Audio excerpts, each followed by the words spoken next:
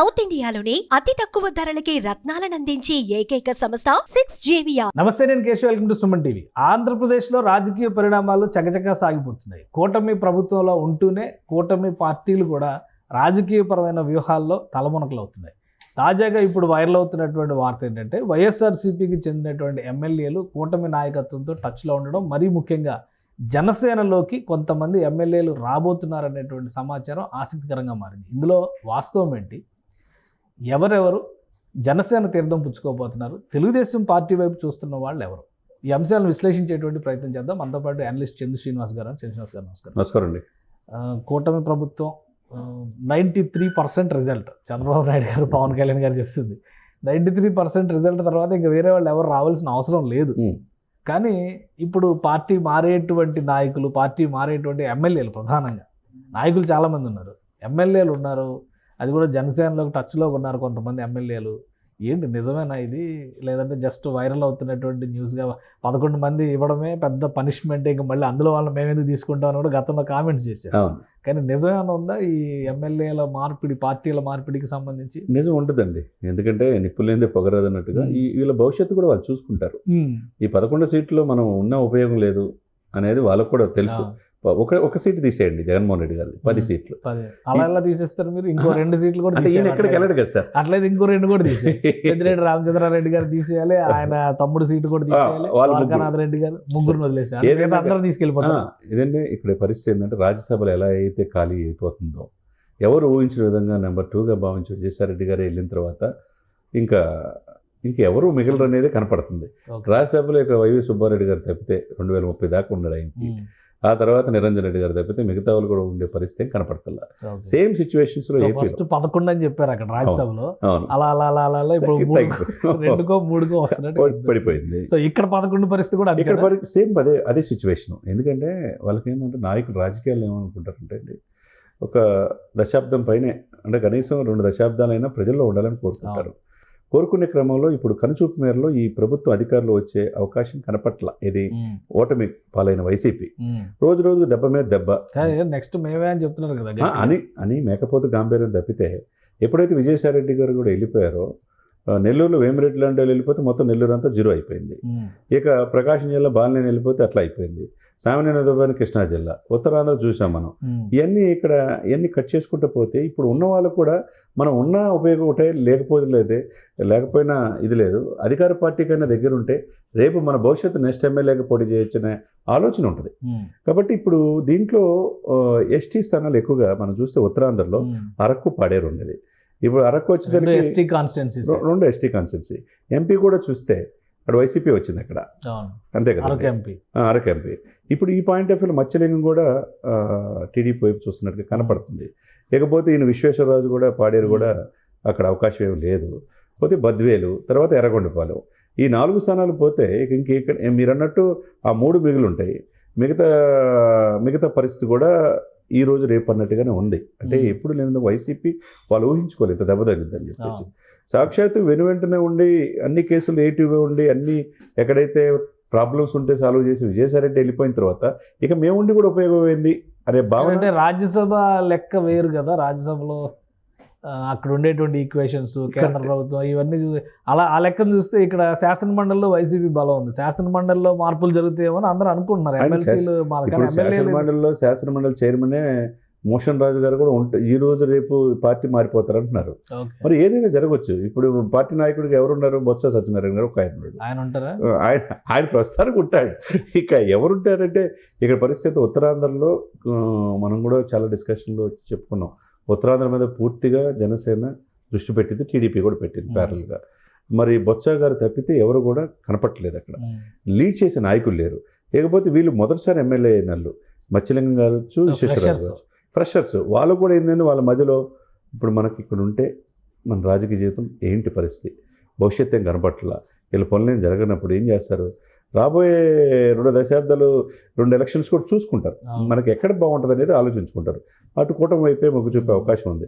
సరే, అవకాశం లేకపోయినా 164 సీట్లు ఉండి మీరు వచ్చినా మాకు ఉపయోగం లేదు, మీరు అసెంబ్లీకి కూడా రావట్లేదు అనే భావంతో వాళ్ళు తీసుకోకపోయినా వాళ్ళతో మేమే ఉంటామని చెప్పేదానికి ఏమవుతుంది?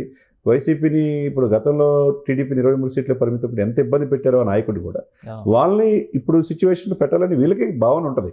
అప్పుడు చిటికేస్తే ఆ 23 మంది ఇటు వచ్చేస్తారని ఒక్కడ తప్పితే అందరూ వచ్చేస్తారని చిటికైపోతున్నారు. అవునవును.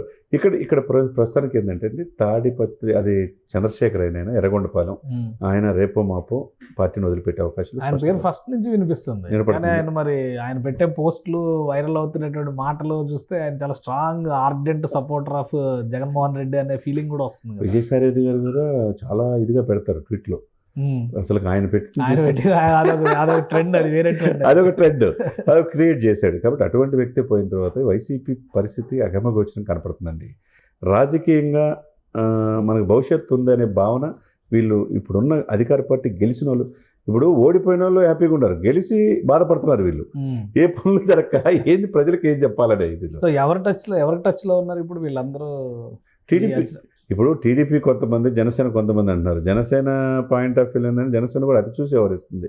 ఇప్పుడు బాలినేని తీసుకుంటే అక్కడ టీడీపీ వాళ్ళు వ్యతిరేకత ఉంటుంది ఉద్దేశంతో కొద్దిగా గ్యాప్ ఒంగోలు అతి చూసి జనసేనలో వ్యవహరిస్తున్నారు.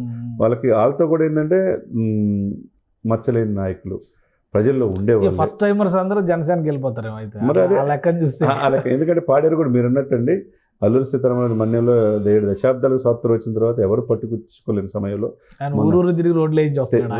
148 కోట్ల రోడ్లు ట్రైబల్స్కి ఇచ్చేశారు. అది ఒక రకంగా కలిసి వచ్చే అవకాశం ఉంది. తర్వాత చలి ఉత్సవం అని చెప్పి ఒక ప్రోగ్రామ్ కూడా పెట్టారు, అరకు వ్యాలీలో పెట్టారు, ఎప్పుడు లేని విధంగా. చాలా కాలం తర్వాత అసలు అక్కడ టూరిజమే పోయింది. లేదు, అరకు కాఫీ అని స్వయంగా ఆయన బ్రాండ్ అంబాసిడర్ ఇద్దరికి ఒక్కసారి ఊహించిన విధంగా రేట్లు పెరిగిపోయినాయి అరకు కాఫీకి. స్వయంగా తనే అంబాసిడర్గా మారుతున్నాడు. ప్రజలకి ట్రైబల్స్కి కూడా ఇప్పుడు వరకు వాళ్ళ వృత్తులు కూడా వాళ్ళు చేసే కలప ఉన్నాయి కదా, దాన్ని కూడా మార్కెటింగ్ తీసుకోవడానికి ప్రయత్నం చేస్తారు. అటవీ శాఖ ఉత్పత్తులు కూడా ఇవన్నీ చూస్తే వాళ్ళు కూడా ట్రైబల్ ఎన్నాళ్ళకు మమ్మల్ని పట్టించుకునే నాయకుడు వచ్చాడనే భావన వాళ్ళకి కలిగి, ఏదైతే ఫస్ట్ టైమ్స్ ఉన్నారో ఈయన ఉన్నప్పుడు మత్స్యలింగం కావచ్చు, ఈ రాజుగారు కావచ్చు, విశ్వేశ్వరరాజు కావచ్చు, డెఫినెట్గా జనసేన వైపు చూసే అవకాశం ఉంటుంది. ఇక ఎర్రగొండపాలెం అక్కడ అయితే టీడీపీ ఎస్సీ నియోజకవర్గం కాబట్టి ఏదేమైనా కానీ సార్ ఇప్పుడున్న పరిస్థితిలో ఈ 11 మందిలో కూడా సరే ముఖ్యమంత్రి గారితో అనుగుణంగా మొదటి నుంచి ఉండే దశాబ్దాల తరపున ఉండే ఆ 3-4 తప్పితే మాజీ ముఖ్యమంత్రి గారితో జగన్మోహన్ రెడ్డి గారితో ఫ్యామిలీ మెంబర్స్ ఫ్యామిలీ అంటే వ్యాపారాలు కూడా ఉన్నాయి. పెద్దిరెడ్డి గారికి ఎంపీ, ఒక ఆయన ఎంపీ, 2 ఎమ్మెల్యేలు ఉన్నారు. ఆ 3-4 తప్పితే ఇక పొద్దుటూరు కూడా డాక్టర్ సుధా కూడా కొద్దిగా వినపడుతుంది. ఏదైనా బద్వేలు ఆ బద్వేలు సుధా గారు కూడా వెళ్ళిపోతే గారు ఇక కనపడితే ఆ 4 తప్పితే ఏదో అంటారు చూసా, ఆయన 4 పెట్టి నడిపించారు అన్నారు, ఆ 4 మిగులుస్తారు అంటారు. ఆ 4 తప్పితే ఇక్కడ వైసీపీలో కనపట్లు అవకాశం లేదు. ఉండే మొత్తం ఇల్లు టీడీపీ కానీ జనసేన వెళ్ళే అవకాశం స్పష్టంగా. జనం కన్విన్స్ అవుతారా? ఎందుకంటే ఇప్పుడు ఇంత మ్యాండేట్ ఇచ్చినా కూడా మళ్ళీ అక్కడి నుంచి తీసుకొస్తున్నారు, నన్ను ఒంటరివాణి చేస్తున్నారు. నాగబాబు గారు అన్నారు సింగిల్ డిజిట్కి ఈసారి పోటీ చేస్తే పరిమితం అవుతున్నారు. పోటీ చేసే అవకాశం కూడా సింగిల్ డిజిట్ చేస్తాం అంటున్నారు. జనం యాక్సెప్ట్ చేస్తారా మరి ఈ మార్పులు చేర్పులు పార్టీలో? ఎందుకు యాక్సెప్ట్ చేయరు? అధికారంలో ఉంది ప్రభుత్వం, ఆ పార్టీని పూర్తిగా లేకుండా చేయాలనుకుంటున్నారు. ఇప్పుడు ఏదైతే మీరు చెప్పినట్టు నాగబాబు గారు మాట్లాడిన తర్వాత అంత చాలా కసితో ఉన్నట్టు కనపడుతుంది.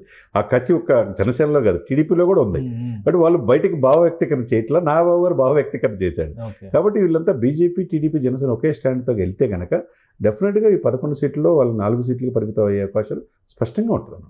అంటే మార్చ్లో ప్లేనరీ ప్లాన్ చేస్తుంది జనసేన పార్టీ. మార్చి 12 నెలన్నర టైం ఉంది. అవునండి. సో ఈ నెలన్నర టైంలో ఈ అన్ని జరిగిపోతాయా లేదా ఏమన్నా ఇంకా టైం పడుతుందా? ఈ నెలలోనే జరుగుతుంది. ఈ నెలలోనే 2-3 అధికార పార్టీ ఎమ్మెల్యేలు వైపు జనసేన, ఒక 2 టీడీపీకి అట్లా వెళ్ళే అవకాశం. అంటే మామూలుగా వాళ్ళు ఉండేటువంటి అండర్స్టాండింగ్ బట్టి వెళ్తారా? పోటీ చేసిన సార్, ఎందుకంటే ఇప్పుడు అరకులో గతంలో బీజేపీ పోటీ చేసింది. అవునండి. సో బీజేపీ క్యాండిడేట్ ఓడిపోయారు, వైసీపీ గెలిచింది. అలా పార్టీలకు వెళ్ళే అవకాశం ఉందా లేదా ఎవరు టచ్లోకి వెళ్తే వాళ్ళే? ఎవరు టచ్లోకి వెళ్ళి ఎవరు ముందు వెళ్తే వాళ్ళే. సో 3 అయితే పక్కా అంటారు. 3 అయితే పక్కా అండి. First phase. ఇక సెకండ్ ఫేజ్లో ఎంత అనేది ఇది ఏదైనా కానీ ఆ 3-4 తప్పితే ఇప్పుడు వైసీపీకి వాళ్ళ వైపు నిలబడే అవకాశాలు లేవు అనమాట. రైట్. థ్యాంక్ యూ చంద్రశ్రీనివాస్ గారు. ఇది ఆంధ్రప్రదేశ్లో రాబోయేటువంటి రోజుల్లో పొలిటికల్గా ఒక పెద్ద గేమ్ చేంజ్ జరగబోతుంది.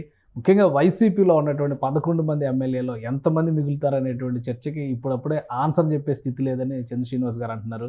3 అయితే పక్కాగా ఎమ్మెల్యేలు టచ్లో ఉన్నారు. జనసేన పార్టీ సిద్ధంగా ఉన్నారు. జనసేన పార్టీ తీర్థం తీసుకోవడానికి. అలానే మార్చిలో జరగబోయేటువంటి ప్లేనరీలోగా ఈ మార్పులన్నీ జరిగేటువంటి అవకాశాలు కూడా పుష్కలంగా ఉన్నాయని ఆయన విశ్లేషిస్తున్నారు. ఇది స్పెషల్ డిస్కషన్. Keep watching.